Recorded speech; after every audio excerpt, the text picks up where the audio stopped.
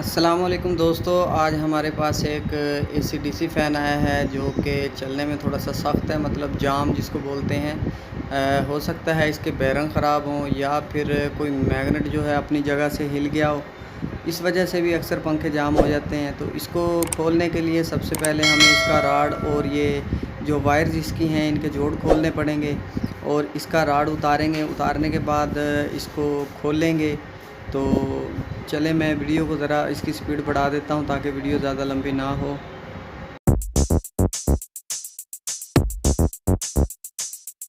जैसा कि आप देख सकते हैं कि मैंने राड को उतार दिया है। तो अब हम इसकी मोटर को खोलेंगे, लेकिन दोस्तों ये जो नीचे वाला कवर था ये मैंने पहले ही उतार लिया था। तो अभी सबसे पहले आपने करना क्या है कि इसके ये 3 जो साइड वाले लगे हुए हैं नट, इनको आपने खोल लेना है। और इसको खोलने से जब मतलब पंखा पूरा खोलने से पहले दोस्तों आपने एक जो है ना निशानदेही कर लेनी है, जिसकी मदद से आपको पता हो कि मेरे जो सुराख थे नटों के वो बिल्कुल सीधे आएंगे। तो मैं यहाँ मार्कर के साथ जो है ना यहाँ पे निशान लगा लेता हूँ, जिससे मुझे बाद में फ़िट करने में आसानी होगी। आपने भी ऐसा ही करना है कि ये देखें, इस तरह से आपने निशान लगा लेना है बिल्कुल सीधा। इससे मदद आपको ये मिलेगी कि आप इजीली इसके नट जब लगाएंगे तो पंखा अपनी फ़िटिंग में बैठ जाएगा। तो अभी हम इसको खोलने के लिए यहाँ पे पुलर इस्तेमाल करेंगे। और पुलर का ये वाला जो एक नट था मैंने इसके अंदर इसको टाइट कर दिया है। और उसके बाद आप देखेंगे कि कितना इजीली तरीके से हम इस पंखे को खोल लेते हैं, क्योंकि इस पंखे को चोट वगैरह नहीं लगा सकते। इसके अंदर मैग्नेट होता है और वो मैग्नेट जो है ना वो पूरी तरह टूट जाता है। तो ये एहतियात करनी है आप लोगों ने भी कि इसको चोट के साथ कभी भी नहीं खोलना 12 वोल्ट की मोटर को। अभी आपको अंदर नज़र आ रहा होगा कि काफ़ी सारे जो है ना मैग्नेट का वो जो अंदर एक उन्होंने कड़ा टाइप रखा हुआ है, एक बॉक्स रखा हुआ है जिसके अंदर मैग्नेट होते हैं, वो इसके अंदर फंसा हुआ है। तो पेचकस की मदद से मैं इसको थोड़ा सा हिला रहा हूँ ताकि मैं इजीली खोल सकूँ, मज़ीद नुकसान ना हो। तो अभी ये देखें कि पुलर की मदद से कितना इजीली ये खुल चुका है। और इसमें ये देखें कि इसमें प्रॉब्लम वही निकला, इसके बेरंग वगैरह ठीक हैं, लेकिन इसका जो ये अपना बॉक्स है जिसके अंदर ये इन्होंने मैग्नेट को फंसाया हुआ है तो वो टूटा हुआ है। हम इसका ये पुलर निकाल लेते हैं। उसके बाद आप देखें कि ये देखें, ये सारी जगह से ये ब्रेक हो गया। आपने इसको अच्छी तरह से यहाँ से दबा लेना है। दबाने के बाद इसको अच्छे से प्रेस करके हर साइड से मतलब देख लेना है कि कोई भी मैग्नेट जो है वो बाहर की साइड पे ना हो।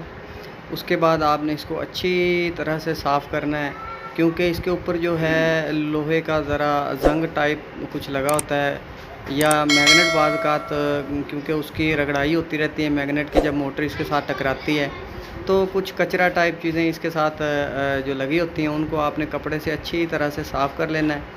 उसके बाद आपने दोस्तों एल्फ़ी की मदद लेनी है और ये जहाँ से ये ब्रेक था पहले उसको अच्छे से प्रेस करके तो उस सारी जगह में आपने अच्छे से एल्फ़ी डालनी है। और ये जो होल यानी कि इसके अंदर बने हुए हैं, हर मैग्नेट के ऊपर एक छोटा सा होल है ये वाला। आपने हर एक होल के अंदर जो है ना थोड़े थोड़े एल्फ़ी का कतरा डालना है, ताकि अच्छे तरीके से मैग्नेट जो है इस प्लास्टिक के कवर के साथ मज़बूती से जुड़ा रहे और मोटर के साथ पकड़ ना करे।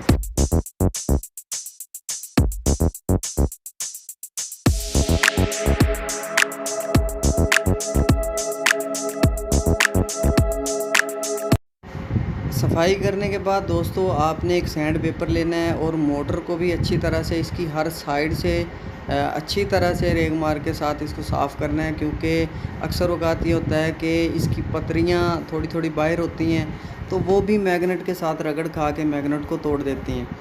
तो अभी हम जल्दी से इसकी ये रगड़ाई भी कर लेते हैं और उसके बाद हम मोटर को दोबारा से फ़िट करेंगे।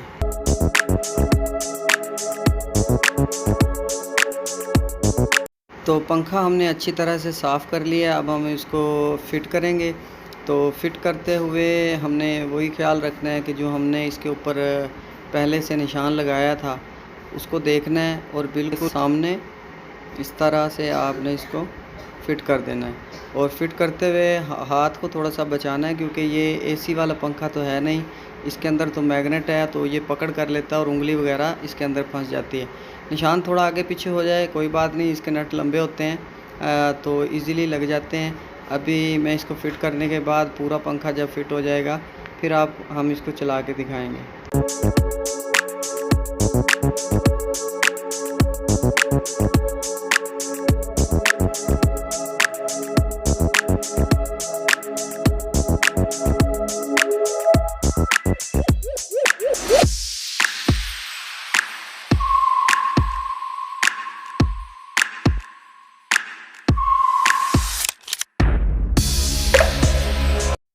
तो पंखा हमारा जो है मुकम्मल तौर से फ़िट हो चुका है। तो अब हम इसको ज़रा देखते हैं, ये घुमा के देखा है तो ये बिल्कुल रवां है। अब हम लगाते हैं इसको 12 वोल्ट की सप्लाई और फिर देखते हैं कि आया कि अब भी इसमें वही मसला है या दूर हो गया। तो अब देखें, आपके सामने मैंने इसको दोनों वायर्स लगा दी हैं और ये हमारा पंखा बहुत ही अच्छे तरीके से रन हो चुका है। तो वीडियो देखने का शुक्रिया। अल्लाह हाफ़िज़।